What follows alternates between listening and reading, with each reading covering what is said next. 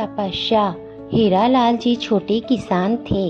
अपनी 2 बीघा जमीन पर किसी तरह पत्नी के जाने के बाद बेटी शिखा और बेटी रवि का लालन पालन किया था। उसमें 1 बीघा जमीन बेच के बेटे रवि को पढ़ने भेजा कि पढ़ के बड़ा आदमी बनकर बेटा घर गांव का नाम रोशन करेगा। और हीरालाल पूरे गांव में छाती चौड़ी करके घूमने का सपना देखते थे। बेटा बड़ा आदमी बनकर जब गांव पैसे लेकर आएगा तो पूरे गांव में लोगों को मिठाई खिलाऊंगा। लेकिन हीरालाल जी के सपने बस सपने ही रह गए। बेटा रवि पढ़ने गया और फिर शहर की चकाचौंध और दौलत की दुनिया में वहीं का होकर रह गया। पलट कर कभी नहीं देखा कि बाप और बहन कैसे हैं। अब रवि को अब गांव की याद कम ही आती थी। कभी कभी त्योहारों पर दिखावे के लिए गांव आता, लेकिन कभी बाप के हाथ रुपए न रखे। गांव के बड़े बुजुर्ग बल्कि ताना मार कर कहे कि ऐसी औलाद से तो बे औलाद अच्छा है। लेकिन रवि के लिए गांव खेत इनका उसके जीवन में कोई अर्थ नहीं था। उसकी छोटी बहन शिखा ने गांव नहीं छोड़ा, वहीं रहकर पिता की देखभाल करती रही। शादी भी नहीं की क्योंकि बापू को छोड़कर जा नहीं सकती थी और ऐसा घर मिल नहीं जहां बाप की देखभाल के साथ ससुराल संभाल सके।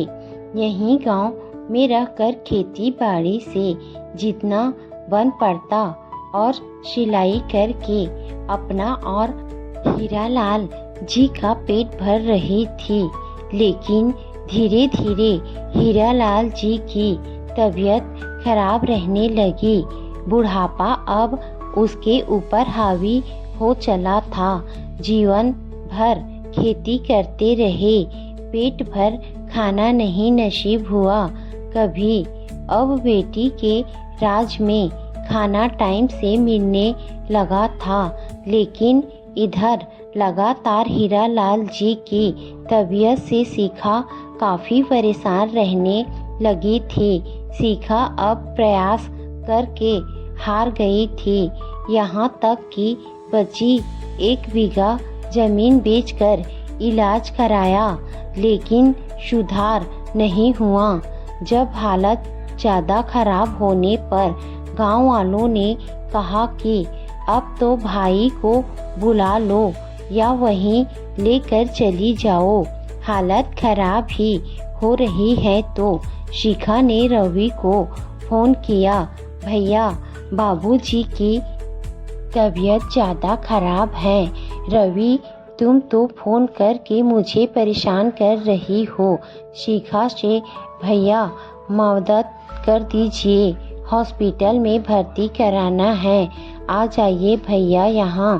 शिखा रोते हुए भैया, पापा की तबीयत रोते हुए भैया गांव आ जाइए, बहुत खराब है, कुछ मदद कीजिए, उसने कांपती आवाज़ में कहा था।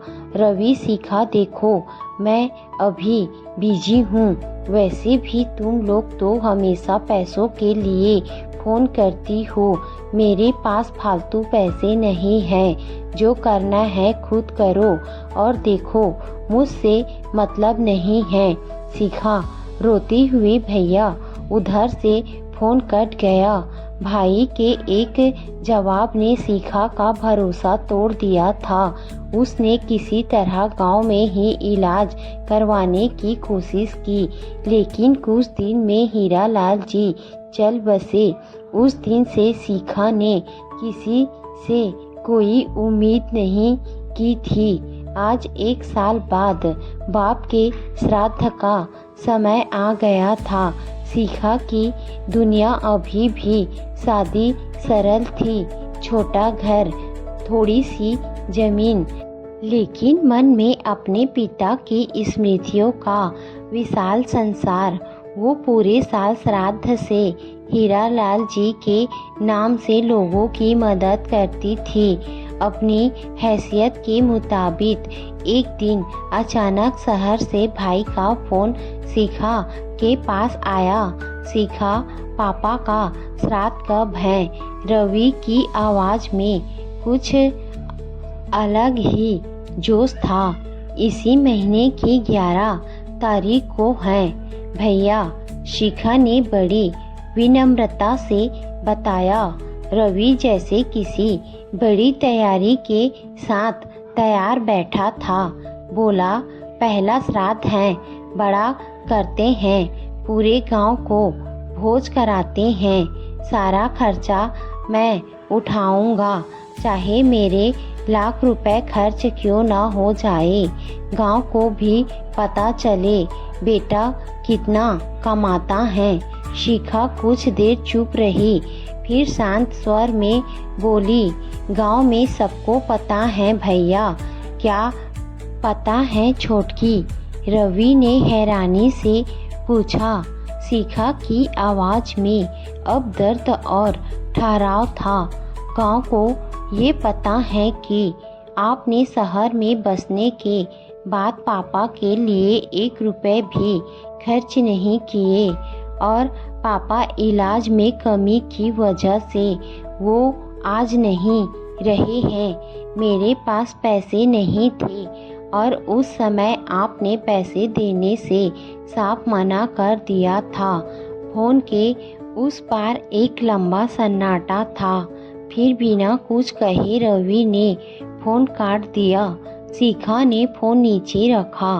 आंगन में टंगी पापा की शर्ट पर नजर गई। वहाँ अब कोई नहीं था, लेकिन जैसे उनकी छाया अब भी उसे देख रही थी। गर्व से, संतोष से उसने फैसला किया कि श्राद्ध उतने में होगा जितना उसके पास है। सादगी से लेकिन श्रद्धा से भरा, क्योंकि पापा की आत्मा को दिखावे नहीं, सच्चे प्रेम और याद की ज़रूरत थी। पापा को शिखा की श्रद्धा चाहिए थी, श्राद्ध की पूरी खीर नहीं।